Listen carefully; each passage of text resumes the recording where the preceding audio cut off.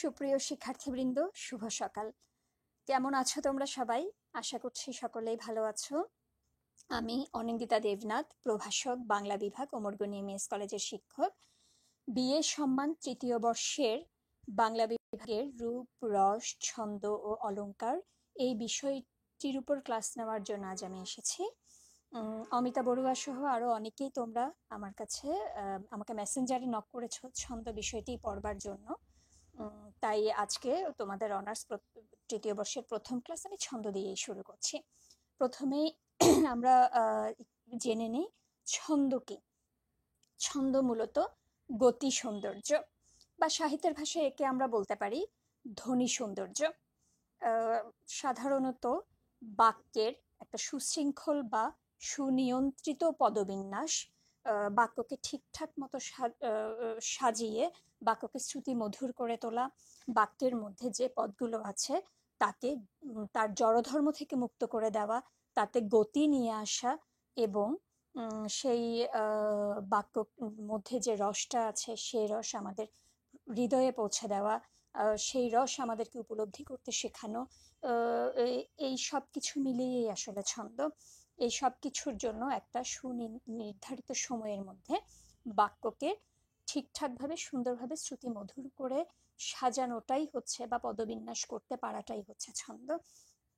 ছন্দ শুধু সাহিত্যে নয়, ছন্দ আসলে সব কিছুতেই আছে। গদ্যে আছে, কবিতায় আছে, প্রকৃতিতেও ছন্দ আছে। দু ধরনের ছন্দ হয়, একটা শ্রুতিগ্রাহ্য ছন্দ, একটা দৃষ্টিগ্রাহ্য ছন্দ। যেমন প্রকৃতিতে আকাশে পাখি উড়ে যাচ্ছে, সে পাখি উড়ে যাওয়ার একটা ছন্দ আছে, বা এই যে শুকনো পাতা ঝরে পড়ছে, নদীর জলে সূর্যের কিরণ পড়ে ঝিকমিক করছে, এইসবেরই একটা ছন্দ আছে। এগুলো আমরা চোখে দেখতে পাই বলে এগুলোকে আমরা বলি দৃষ্টিগ্রাহ্য ছন্দ। আবার ধরো শুকনো পাতার মর্মর ধ্বনি, বা পাখির কলতান, জলের কুলকুল শব্দ, বা মৌমাছির গুঞ্জন, এই সবই আমরা কানে শুনতে পাই বলে এটাকে বলা হয় শ্রুতিগ্রাহ্য ছন্দ, যেটা কিনা আমরা উপলব্ধি করতে পারি বা কানে শুনি। আর সাহিত্যের ক্ষেত্রে ছন্দ হচ্ছে পুরোটাই আসলে ধ্বনির সৌন্দর্য।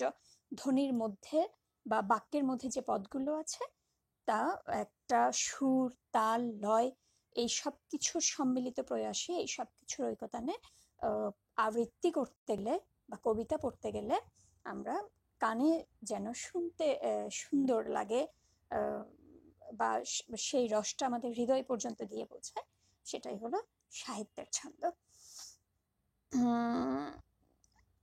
এবং সাহিত্যের কবিতার এই ছন্দটা আমরা তখনই বুঝতে পারি যখনই আমরা কবিতা আবৃত্তি করতে যাই।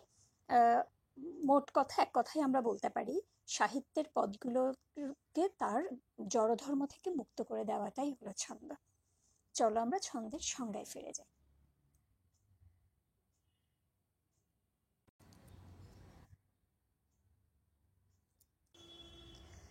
ছন্দ হলো গতির সৌন্দর্য।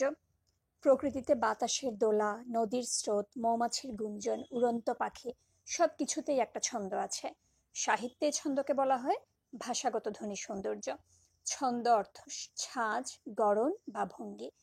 রবীন্দ্রনাথ ছন্দ সম্পর্কে খুব মজার একটা কথা বলেছেন, কথাকে তার জড়ধর্ম থেকে মুক্তি দেবার জন্যই ছন্দ। বাক্যস্থিত পদগুলোকে ভাবগত ও ধ্বনিগত সামঞ্জস্য রক্ষা করে সঙ্গীত মুখর, শ্রুতি মধুরভাবে বিন্যাসের রীতি হলো ছন্দ। ছন্দের প্রধান কাজই হচ্ছে ভাষার ধ্বনি প্রবাহে গতি সৌন্দর্য সৃষ্টি করা। এক কথায় আমরা বলতে পারি চলমান যে কোনো কিছুর মধ্যে যে ঐকতান লক্ষ্য করা যায় তাই ছন্দ। গদ্য ভাষায়ও ছন্দ থাকে, তবে কবিতার ছন্দ বেশি দৃষ্টিগোচর। কবিতার ছন্দ রূপগত দৃষ্টিগ্রাহ্য নয়, বরং তা শ্রুতিগ্রাহ্য। এ ছন্দ ধরা পড়ে তখনই যখন কবিতা আবৃত্তি করা হয়। ছন্দ কবিতার দেহে সৌন্দর্য সৃষ্টি করে, ভাষাকে শ্রুতি মধুর করে তোলে, ধ্বনি মাধুর্য সৃষ্টি করে, ভাবকে পাঠকের হৃদয়ে পৌঁছে দেয় এবং মনে রসের উদ্রেক করে। এই গেল ছন্দের সংজ্ঞা। এরপরে আমরা দেখব ছন্দের উপাদান কি। ছন্দকে আসলে এই ছন্দের উপাদান প্রত্যেকটা জিনিস দেখা, বা একটা কবিতার কোন ছন্দে রচিত সেটাকে বিশ্লেষণ করা, বা ছন্দের মাত্রা গণনা করা, এই সবগুলোকে আমি আসলে বলি ছন্দের ব্যবচ্ছেদ করা। দেখো, একটা কবিতা যখন আমরা শুনি, সেই কবিতার আলাদা একটা আবেদন আছে। প্রত্যেক পাঠক বা প্রত্যেক শ্রোতা যার যার মতো করে সেই আবেদন নিজের মধ্যে নেন, লালন করেন, ধারণ করেন, বা কবিতাকে আমরা যার যার মতো করে বুঝি। যখনই একসাথে সমগ্র কবিতা পড়ি, শুনতে অন্যরকম একটা ভালো লাগা তৈরি হয়, সুন্দর লাগে। কিন্তু যখনই আমরা আলোচনায় চলে যাই যে এই কবিতার ছন্দ কি, বা যেমন মনে করো একটা ফুল, একটা বেলি ফুলই ধরো, খুব সুন্দর মিষ্টি গন্ধ, সেই বেলি ফুলটা যখন আমরা দেখছি যে ভালো লাগছে, কিন্তু যখন এর গন্ধের উৎস আমরা খুঁজতে যাই, গন্ধটা কোথায় আছে, তখনই আমরা একটা একটা করে ফুলের পাপড়িগুলো প্রথমে ছিঁড়লাম, পুংকেশর ছিঁড়লাম, বা আরো যা যা আছে সবকিছু ছিঁড়ে কই আমরা ফুলের গন্ধের উৎস খুঁজে পেলাম না। বা কখনো কখনো মনে হলো পাপড়িতেই বুঝি সেই গন্ধ আছে, পাপড়িগুলোকে টুকরো টুকরো করে ছেঁড়ার পরও আমরা সেই গন্ধের উৎস খুঁজে পেলাম না, ব্যবচ্ছেদ করে ফেললাম পুরো ফুলটাকে। কিন্তু তখন দেখতে গেলে ফুলের সৌন্দর্য আর নেই, পুরো ফুলটাই ততক্ষণে টুকরো টুকরো হয়ে গেছে। ঠিক এরকমই কবিতা একসাথে যখন পড়তে যাই, একটা অন্যরকম আবেদন তৈরি হয়, ভালো লাগে। কিন্তু যখন আলাদা আলাদা করে ছন্দের প্রত্যেকটা উপাদান বা এটা কোন ছন্দে রচিত এটা দেখতে যাই, তখন কবিতার সেই সৌন্দর্যটা হয়তো আমরা খুঁজে পাই না। তারপরেও আমাদের ছন্দকে শিখতে হবে, জানতে হবে, পড়তে হবে। ছন্দের উপাদানগুলোকে চলো আমরা দেখে নিই। ছন্দের উপাদান: অক্ষর, মাত্রা, যতি, ছেদ, পর্ব, পর্বাঙ্গ, চরণ, পংক্তি, স্তবক প্রভৃতি বাংলা ছন্দের উপাদান। বাংলা ছন্দ জানতে হলে এসব উপাদান সম্পর্কে ধারণা থাকা প্রয়োজন। নিম্নে এ সম্পর্কে আলোচনা করা হলো। অক্ষর, উচ্চারণটা হচ্ছে অক্ষর। সাধারণ অর্থে অক্ষর বলতে বর্ণ বা হরফ বোঝালেও অক্ষর এবং বর্ণ সমার্থক শব্দ নয়। সাধারণ অর্থে আমরা অক্ষর আসলে বর্ণ বা হরফকে বোঝাই, কিন্তু অক্ষর মানে বর্ণ বা হরফ নয়। বাকযন্ত্রের স্বল্পতম সময়ে বা প্রচেষ্টায় যে ধ্বনি বা ধ্বনিগুচ্ছ উচ্চারিত হয় তাকে অক্ষর বলে। বুঝে নাও তোমরা, অর্থাৎ স্বরধ্বনির সাহায্যে উচ্চারিত ক্ষুদ্রতম শব্দ বা শব্দাংশকেই অক্ষর বা সিলেবল বলে। আমরা বাকযন্ত্রের সাহায্যে, বাকযন্ত্র কি তোমরা জানো? ফুসফুস তাড়িত বাতাস যখন মুখগহ্বরের মধ্য দিয়ে স্বরতন্ত্রী বা স্বরযন্ত্রের ভেতর দিয়ে মুখগহ্বরের মধ্য দিয়ে বিভিন্ন জায়গায় বাধাপ্রাপ্ত হয়ে মুখবিবর দিয়ে বের হয় এবং অর্থবোধক ধ্বনির সৃষ্টি করে, যে যন্ত্রগুলোর সাহায্যে, সেই যন্ত্রগুলোকে আমরা বাকযন্ত্র বলছি। এই যে ওষ্ঠ, দন্ত বা তালু, মূর্ধা, ফুসফুস, স্বরযন্ত্র, স্বরতন্ত্রী, মুখগহ্বর, মুখবিবর, এরকম অনেক কিছুই আছে বাকযন্ত্রের মধ্যে পড়ে বা বাক প্রত্যঙ্গের মধ্যে পড়ে। এই বাকযন্ত্রের স্বল্পতম প্রচেষ্টায় আমরা ক্ষুদ্রতম যে ধ্বনি বা ধ্বনিগুচ্ছ উচ্চারণ করবো সেটাই অক্ষর। মানে একবারে আমরা যতটুকু ধ্বনি উচ্চারণ করতে পারবো, একবারে। যেমন ধরো কম্পন। কম্পন শব্দটিতে দুটি অক্ষর আছে, কম ও পন। কম পন আমরা আলাদা আলাদা করে ক, ম, প, ন উচ্চারণ করছি না। খেয়াল রাখবে, উচ্চারণের সময় একবারে আমরা যতটুকু উচ্চারণ করতে পারি, যে কটা ধ্বনি উচ্চারণ করতে পারি, কম একসাথে উচ্চারণ করছি, পন একসাথে উচ্চারণ করছি, তার মানে এখানে অক্ষর আছে দুটি, কম পন। কিন্তু আমরা যদি বর্ণ বা হরফ বলতে যাই, তাহলে দেখো ক, ম, প, ন, মোট 4টি বর্ণ। কিন্তু অক্ষর উচ্চারণ এক নিঃশ্বাসে একসাথে একবারে যতটুকু কম উচ্চারণ করা যায়, কম পন। ঠিক আরো কয়েকটা শব্দ দেখো, তাহলে তোমরা অক্ষর কি বুঝতে পারবে। উপকার, এখানে কিভাবে উচ্চারণ করছি, উ আলাদা, যতদূর পারছি টেনে নিয়ে যাচ্ছি, প আলাদা, যতদূর পারছি টানছি, কার, কার বলছি না, কার, উ প কার। তার মানে এখানে অক্ষর আছে 3টে, কিন্তু বর্ণ বা হরফ যদি বলতে যাই তাহলে 5টে আছে, উ প ক আ র। কিন্তু যখন অক্ষর বলবো, একসাথে যতটুকু, সবচেয়ে কম যতটুকু উচ্চারণ করা যায়, উ প কার। কার নয়, কা বলতে পারছি কিন্তু রটাকে আর আলাদা করে বলবার জায়গা নেই, রটা এখানে হলন্ত হয়ে আছে বা রয়ের নিচে একটা হসন্ত আছে। ঠিক একই রকম ভাবে কবিতা, ক বি তা আলাদা আলাদা উচ্চারণ করছি, দেখো ক বি তা। তার মানে এখানে কবিতাতে 3টি অক্ষর আছে। কিন্তু বর্ণ যদি বলতে যাই, ক, ব, ই, ত, আ, 5টি বর্ণ আছে, কিন্তু অক্ষর আছে 3টি। ঠিক একই রকম ভাবে হাত, হাত একসাথে আমরা বলছি হাত, একটি অক্ষর। আলাদা আলাদা করে হা ত বলতে পারছি না, কিন্তু আমরা যদি বলতাম হাতি, হা তি, 2টো অক্ষর হতো, বা হাতা, হা তা, 2টো অক্ষর হতো। কিন্তু যখন হাত বলছি একসাথে উচ্চারণ করছি, একটি অক্ষর হাত। ঠিক একই রকম ভাবে দেখো বর্ণ, এই বর্ণ শব্দটির মধ্যে কটি অক্ষর আছে? বর নো, বর নো, 2টি অক্ষর আছে।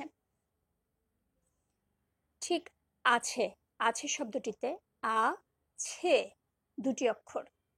3টি, দেখো 3 একসাথে উচ্চারণ করছি, টি, 3 টি, তার মানে এই 3টি শব্দটিতে 2টি অক্ষর আছে, 3 টি, 2টি অক্ষর আছে।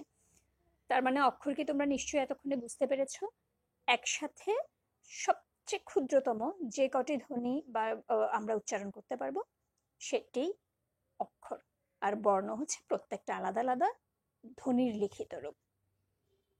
উপকার, উপকার, কার একসাথে উচ্চারণ করেছি এখানে আমরা। এই গেল অক্ষর। আশা করছি তোমরা অক্ষর বুঝতে পেরেছ। এরপরে আসি আমরা মাত্রা। অক্ষর উচ্চারণের কাল পরিমাপকে মাত্রা বলা হয়। একটি অক্ষর উচ্চারণের জন্য যে ন্যূনতম সময় বা ডিউরেশন প্রয়োজন, সেই সময় অনুসারে প্রতিটি অক্ষরের মাত্রা নির্ধারণ করা হয়। এই যে আমরা আলাদা আলাদা করে এক একটা অক্ষর উচ্চারণ করেছি, উ, প, কার, এই উ উচ্চারণ করতে যে ন্যূনতম যে সেকেন্ড, যে ন্যানো সেকেন্ড বা আরো কম যে সময়টি লেগেছে সেটাই মাত্রা। বা এই যে প, উ, প, 2টো অক্ষরে উ, প, কার 3টি অক্ষর, এই 3টি অক্ষরে যে উ বলার সময় যে সময়টা লেগেছে সেটা একটা মাত্রা, প বলার সময় যে সময় লেগেছে সেটা একটা মাত্রা, আবার কার বলার সময় যে সময়টুকু লেগেছে সেটা একটা মাত্রা। প্রত্যেকটা অক্ষর আলাদা আলাদা উচ্চারণের জন্য যে সময়টুকু লাগে সেই সময়টুকুই হচ্ছে মাত্রা। যেমন দেখো ম, নে, প, রে, ক, তো, ক, থা, মোট 8টি অক্ষর আছে, 8টি মাত্রা, প্রত্যেকটি এক অক্ষরই এক মাত্রার। এখানে প্রত্যেকটি অক্ষরই এক মাত্রার, অক্ষর 2 মাত্রার হয়। এটা ছন্দ ভেদে, হয়তো যেমন স্বরবৃত্ত, অক্ষরবৃত্ত ছন্দ, মাত্রাবৃত্ত ছন্দ, কোনো কোনো ছন্দে কোনো কোনো অক্ষর 2 মাত্রার হয়, কোনো কোনো অক্ষর 1 মাত্রার হয়, সেটা আমরা পরে শিখবো। এই যে এই এই এই মাত্রার চিহ্নের উপরে এই যে এটা এক, এক দিয়ে গেছি, একটা একটা দাগ দিয়ে গেছি, মানে 1 মাত্রা। এরপরে আসি আমরা মুক্তাক্ষর। মুক্তাক্ষর কি?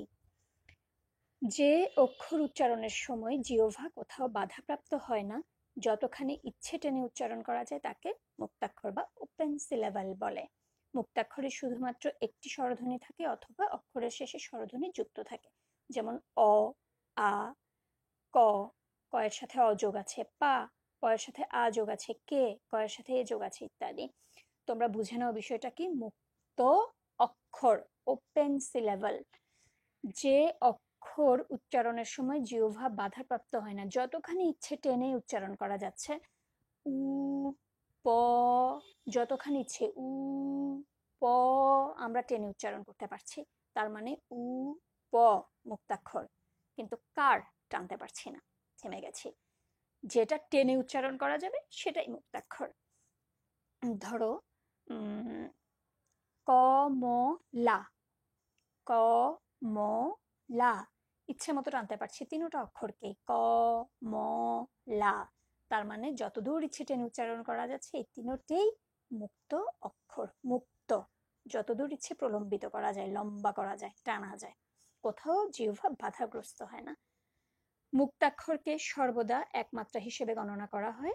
মুক্তাক্ষরের মাত্রা গণনায় দেখতে অনেকটা ইংরেজি ইউ অক্ষরের মতো বাঁকা চিহ্ন, এই যে ইউ অক্ষরের মতো বাঁকা চিহ্ন মুক্তাক্ষরের ওপর ব্যবহৃত হয়। যেমন দেখো ঢা, কা, দুটোকে ইচ্ছে মতো টানা যাচ্ছে, ঢা,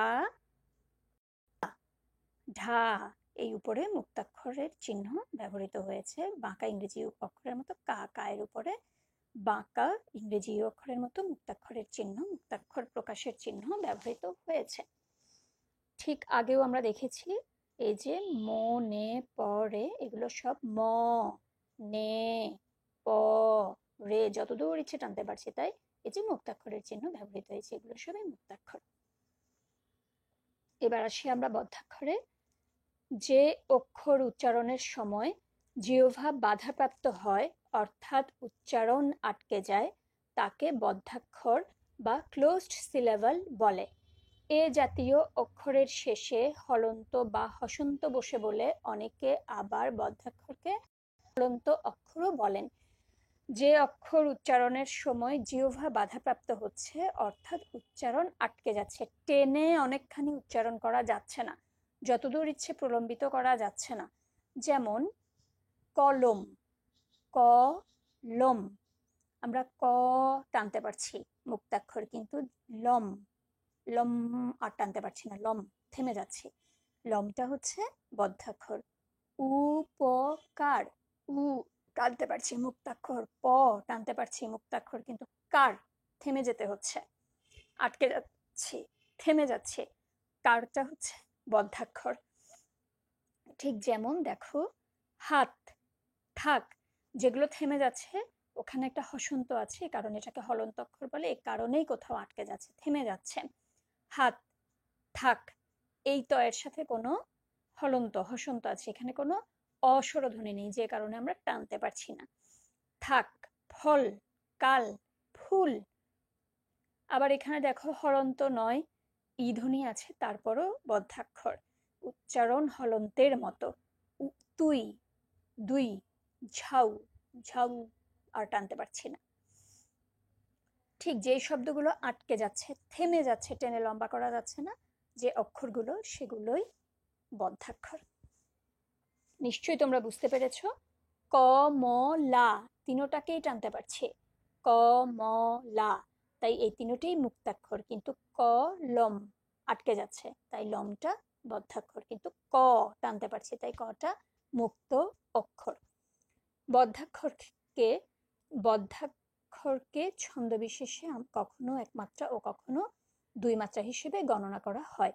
তার মানে মুক্তাক্ষর সর্বদাই একমাত্রার গণনা করা হয়, কিন্তু বদ্ধাক্ষর কখনো একমাত্রা কখনো দুই মাত্রার গণনা করা হয়। বদ্ধাক্ষরের মাত্রা গণনায় দেখতে অনেকটা ড্যাশের মতো চিহ্ন বদ্ধাক্ষরের উপর ব্যবহৃত হয়, যেমন ফুল। দেখো ফুল, একটা অক্ষর, দুটো তিনটে বর্ণ থাকলেও, ফ, উ, ল, তিনটে বর্ণ থাকলেও অক্ষর একটা, একটা অক্ষরের উপরে একটা চিহ্ন হবে। ফুল পুরোটাই একটা অক্ষর, একসাথে উচ্চারণ হচ্ছে, ফুল। ফল, হাত, এর উপরে ড্যাশের মতো চিহ্ন, মুক্ত অক্ষর হলে তার উপরে ইউ এর মতো চিহ্ন হতো। ফুল একসাথে উচ্চারণ করছে, বদ্ধাক্ষর, তাই উপরে ড্যাশের মতো চিহ্ন, একটা অক্ষরের উপরে একটা চিহ্ন হবে।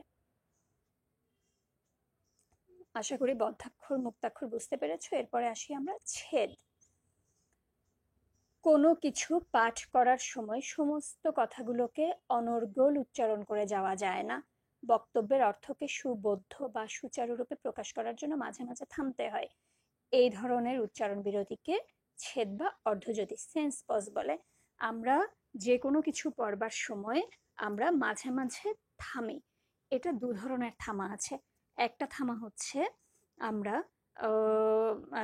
অর্থকে ঠিকঠাক বোঝাবার জন্য থামি, আর একটা থামা হচ্ছে আমরা দম নেবার জন্য, শ্বাস প্রশ্বাস নেওয়ার জন্য থামি। আমরা যখন কোনো অর্থকে ঠিকঠাক বোঝাবার জন্য বিভিন্ন জায়গায় বিরতি দেই, পজ দেই, থামি বা বিরাম চিহ্ন ব্যবহার করি, সেই অর্থ বোঝানোর জন্য থামাকে সেন্স পজ। আমাদের সেন্স থেকেই আমাদের বুঝতে হবে যে কোন জায়গায় আমাদের থামতে হবে। যেমন এই কথা শুনি আমি আইনু পুজিতে পা দুখানি, আনিয়াছি কৌটায় ভরিয়া সিন্দুর, করিলে আজ্ঞা সুন্দর ললাটে দিব ফোঁটা। দেখো কোথায় কোথায় থেমেছি, স্টার চিহ্ন, তারকা চিহ্ন, যেখানে একটা তারকা সেটাকে আমরা বলছি উপচ্ছেদ, স্বল্প বিরতি দিচ্ছি, সামান্য একটু সময়ের জন্য থামছি। আর যখন দুটো তারকা, তখন সেটাকে আমরা বলছি পূর্ণচ্ছেদ, দীর্ঘ বিরতি, দীর্ঘ সময়ের জন্য থামছি। এই কথা শুনি আমি আইনু পুজিতে পা দুখানি, আনিয়াছি কৌটাই ভরিয়া সিন্দুর, করিলে আজ্ঞা সুন্দর ললাটে দিব ফোঁটা। যেখানে যেখানে তারকা আছে সেখানে সেখানে থেমেছি। কম স্বল্প বিরতি, উপচ্ছেদ একটা তারকা, পূর্ণচ্ছেদ দীর্ঘ বিরতি দুটো তারকা। ভাবের দিক থেকে বাক্য যেখানে শেষ হয় সেখানেই ছেদ পড়বে, তাই ছেদ স্থাপনের সময় বাক্যের পূর্ণতার কথা বিবেচনা করা হয়। কমা, দাঁড়ি, সেমিকোলন সেমিকোলন ইত্যাদি বিরাম চিহ্ন ছেদের অবস্থান নির্দেশে ব্যবহৃত হয়। তার মানে ছেদ হচ্ছে কোনো কিছু পাঠ করার সময় আমরা যখন অর্থকে সুবোধ্য করার জন্য যেখানে যেখানে থামছি সেটাই ছেদ। এই ছেদ বোঝাবার জন্য কম বিরতি, দীর্ঘ বিরতি এগুলো দেওয়ার জন্য আমরা নানা রকম বিরাম চিহ্ন ব্যবহার করছি, কখনো কমা, কখনো দাঁড়ি, কখনো সেমিকোলন। এবার আসি জ্যোতি। ওই যে বলেছি কখনো অর্থকে বোঝাবার জন্য আমরা থামছি, কখনো শ্বাস প্রশ্বাস নেওয়ার জন্য আমরা থামছি। শ্বাস প্রশ্বাস নেওয়ার জন্য বা দম নেওয়ার জন্য যে থামা, সেই থামাটাকে আমরা বলছি জ্যোতি। কোনো কিছু পাঠ করার সময় নিঃশ্বাস প্রশ্বাসের প্রয়োজনে মাঝে মাঝে থামতে হয়। কবিতার কোনো চরণ আবৃত্তি করার সময় ছন্দ বা গতির প্রয়োজনে এক ঝোঁকে কতকগুলি ধ্বনি উচ্চারণ করলে যেখানে সে ঝোঁকের সমাপ্তি ঘটে এবং জিহ্বা স্বল্পকালের জন্য বিরাম গ্রহণ করে, এ ধরনের উচ্চারণ বিরতিকে জ্যোতি বা শ্বাসজ্যোতি বলে। Breadth pause. ব্রেথ পজ অর্থ প্রকাশের সঙ্গে এর কোনো সামঞ্জস্য নেই। যেমন এই যে দেখো এখানে বড় একটা দাড়ি দিয়ে এটাকে দেখিয়েছি। অর্থ প্রকাশের সঙ্গে এই থামার কোনো সামঞ্জস্য নেই। ব্রেথ পজ শুধুমাত্র শ্বাস নেওয়ার জন্য আমরা থামছি। অর্থ প্রকাশের সঙ্গে যার সামঞ্জস্য আছে সেটা ছেদ, আর অর্থ প্রকাশ শ্বাসের জন্য থামছি সেটা জ্যোতি। শুধু অকারণ পুলকে ক্ষণিকের গান, গাড়ে আজি প্রাণ ক্ষণিক দিনের আলোকে। শুধু অকারণ পুলকে ক্ষণিকের গান, গাড়ে আজি প্রাণ ক্ষণিক দিনের আলোকে। এই থামায় আমার অর্থ প্রকাশে কোনো অসুবিধা হচ্ছে না, কিন্তু আমি স্বস্তিতে শ্বাস নিয়ে থেমে থেমে বলতে পারছি। এই গেল জ্যোতি। এবার আসি আমরা পর্ব বা পর্বাঙ্গে। দেখো কবিতা আবৃত্তি করতে গেলে অর্থের দিকে লক্ষ্য না রেখে জিহ্বার বিশ্রামের জন্য কোনো পংক্তি বা চরণের যতটুকু এক নিঃশ্বাসে উচ্চারণ করা যায় ততটুকুই এক পর্ব, আর পর্বের অন্তর্গত ক্ষুদ্রতম অংশ বা পর্বের ক্ষুদ্র ক্ষুদ্র বিভাগই পর্বাঙ্গ। আমরা যখন কোনো কবিতা উচ্চারণ করছি অর্থের দিকে লক্ষ্য রাখবো না, অর্থ ঠিক রেখেও জিহ্বাকে সামান্য বিশ্রাম দেওয়ার জন্য এক নিঃশ্বাসে এক চরণের বা এক পংক্তির যতটুকু উচ্চারণ করব ততটুকুই এক পর্ব। যেমন এইখানে তোর দাদির কবর ডালিম গাছের তলে। এক নিঃশ্বাসে এক চরণের একটা পংক্তির যতটুকু একসাথে উচ্চারণ করব। যেমন এইখানে তোর একসাথে উচ্চারণ করেছি, একটা পর্ব। দাদির কবর একটা পর্ব। ডালিম গাছের একটা পর্ব তলে। 30 বছর একটা পর্ব। ভিজায় রেখেছি একটা পর্ব। দুই নয়নের একটা পর্ব জলে। এইখানে তোর দাদির কবর ডালিম গাছের তলে। 30 বছর ভিজায় রেখেছি দুই নয়নের জলে। এই পর্বভাগ করাটা পুরোটাই সেন্সের উপর নির্ভর করে। যখন তুমি একটা কবিতা পড়তে যাবে আপনাতেই একটা তাল খুঁজে পাবে, একটা লয় খুঁজে পাবে, একটা সুর খুঁজে পাবে, আপনাতেই খুঁজে পাবে। একবার দুবার তিনবার পড়তে গেলেই তুমি বুঝবে কতটুকু একসাথে উচ্চারণ করবে, কোথায় গেলে একটা পর্ব হবে। হাতে তাল রেখে রেখে কবিতাটা পড়বে, তখনই বুঝবে কোন জায়গায় থামতে হবে, কোথায় একটা পর্ব। এই পর্বকে বড় দাড়ি চিহ্ন দিয়ে এবং অঙ্গকে বিসর্গ চিহ্ন দিয়ে দেখানো হয়। পর্বাঙ্গ হলো পর্বের ভেতরকার প্রত্যেকটা ক্ষুদ্রতম অংশ, অর্থাৎ একটা চরণের প্রত্যেকটি পদই এক একটি পর্ব। প্রত্যেকটা পদ, যেমন এইখানে একটি পর্বাঙ্গ, প্রত্যেকটা পদ এক একটি পর্বাঙ্গ। তোর পর্বাঙ্গ, দাদির পর্বাঙ্গ, কবর পর্বাঙ্গ, ডালিম পর্বাঙ্গ, গাছের পর্বাঙ্গ, মানে প্রত্যেকটা পদ এক একটি পর্বাঙ্গ। পর্বাঙ্গগুলোকে আমরা বিসর্গ দিয়ে চিহ্নিত করেছি, আর পর্বকে বড় দাড়ি দিয়ে চিহ্নিত করেছি। আমার সাথে তোমরা তালে তালে আরেকবার পড়ো। এইখানে তোর দাদির কবর ডালিম গাছের তলে, 30 বছর ভিজায় রেখেছি দুই নয়নের জলে। এতটুকু তান্ডে ঘরে এনেছিল সোনার মতন মুখ, পুতুলের বিয়ে দিতে হবে বলে কেঁদে ভাসাইতো বুক। নিজেরাই বুঝতে পারছো কোথায় গিয়ে থামতে হবে। কতটুকু মিলে একটা পর্ব, একসাথে এক নিঃশ্বাসে যতটুকু আবৃত্তি করা যায়, যতটুকু পড়া যায়, এক নিঃশ্বাসে একসাথে যতটুকু পড়া যায় একটা চরণের। আজ এই পর্যন্তই থাক। আরো কিছু উপাদান আছে, চরণ, পংক্তি, মধ্যখণ্ডন, এগুলো আমরা পরবর্তী ক্লাসে পড়বো। সব একসাথে হলে একসাথে নিতে পারবে না, তাহলে শুরু থেকে আজকে কি পড়লাম? প্রথমে অক্ষর, এক নিঃশ্বাস,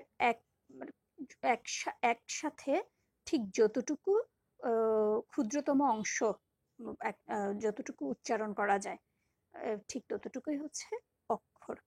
উ প কার, উ প কার, একসাথে ঠিক যতটুকু ক্ষুদ্রতম অংশ উচ্চারণ করা যাচ্ছে কার। এরপরে আসি মাত্রা। অক্ষর উচ্চারণের নির্দিষ্ট ন্যূনতম সময়টা হচ্ছে মাত্রা। অক্ষর উচ্চারণ করতে যে ন্যূনতম সেকেন্ড লাগে, যে ন্যানো সেকেন্ড, সেটাই মাত্রা। এক মাত্রার হতে পারে, দু মাত্রার হতে পারে কোনো কোনো অক্ষর। এরপরে আসি মুক্তাক্ষর। ঠিক একটি অক্ষরকে টেনে যতটুকু লম্বা করা যায়, জিহ্বা কোথাও বাধাপ্রাপ্ত হয় না, সেটাকে মুক্ত অক্ষর বলে। ক, ল মুক্ত অক্ষর, ক লা মুক্ত অক্ষর, ক লা ইচ্ছে মতো টানতে পারছি। আর বদ্ধাক্ষর হচ্ছে একসাথে টেনে লম্বা করে উচ্চারণ করা যায় না, জিহ্বা বাধাপ্রাপ্ত হয়, থেমে যেতে হয়, জিহ্বা আটকে যায়। যেমন হাত, হাতি মুক্ত অক্ষর, হাত, থেমে যাচ্ছে, আটকে যাচ্ছে, হাত আর টানতে পারছি না, বদ্ধাক্ষর। এরপরে আসি ছেদ। ছেদ হচ্ছে আমরা অর্থ ঠিকঠাক প্রকাশের জন্য কখনো কখনো থামছি, সেটাই হচ্ছে অর্থকে ঠিকঠাক বোঝানোর জন্য যে বিরাম চিহ্ন ব্যবহার করছি, থেমে যাচ্ছি, যেখানটায় থামছি সেটাই ছেদ। এই এই ছেদ বোঝানোর জন্য বিরাম চিহ্ন, কমা, সেমিকোলন দ্বারা এগুলো বোঝানো হয়। আর জ্যোতি, আমরা শ্বাস প্রশ্বাস নেওয়ার জন্য যখন থামছি সেটাই জ্যোতি। মুক্ত অক্ষরকে বাঁকা ইউ অক্ষরের মতো চিহ্ন দিয়ে প্রকাশ করা হয়, বদ্ধাক্ষরকে লম্বা ড্যাশ চিহ্ন দ্বারা প্রকাশ করা হয়, ড্যাশ। আর পর্ব বা পর্বাঙ্গ, কবিতা আবৃত্তি করতে গেলে এক নিঃশ্বাসে একটা পংক্তি বা চরণের যতটুকু আমরা একসাথে উচ্চারণ করি সেটাই পর্ব। আর পর্বের অন্তর্গত ক্ষুদ্রতম প্রত্যেকটা অংশ বা প্রত্যেকটা পদ হচ্ছে পর্বাঙ্গ। পর্বকে বড় দাড়ি চিহ্ন দিয়ে প্রকাশ করা হয়, পর্বাঙ্গকে বিসর্গ চিহ্ন দিয়ে প্রকাশ করা হয়। আজ এই পর্যন্তই থাক। তোমরা অমিতা বড়ুয়াকে আমি বিশেষ করে বলছি, তোমার ক্লাসের অন্যান্য যারা বন্ধুরা আছে তাদেরকে একটু যুক্ত করে নাও, তাদেরকে লিঙ্কটা দিয়ে দিবে। আর তোমরা কমেন্ট বক্সে কোনো কিছু না বুঝলে কমেন্ট করবে। এছাড়াও আমার কন্ট্যাক্ট নাম্বার তোমাদের কাছে আছে, তোমরা যদি কোনো কিছু না বুঝো আমার সাথে যোগাযোগ করবে, আমাকে বলবে, বুঝিয়ে দেব। আজ এই পর্যন্তই থাক। ঠিক আগামী সপ্তাহ, এক সপ্তাহ 7 দিন পরেই তোমাদের পরবর্তী ক্লাস আপলোড করব। এর পরবর্তী অংশ, বাকি উপাদানগুলো আমরা দেখে নেব। তাহলে তোমরা ভালো থেকো, সুস্থ থেকো, সকলকেই ধন্যবাদ।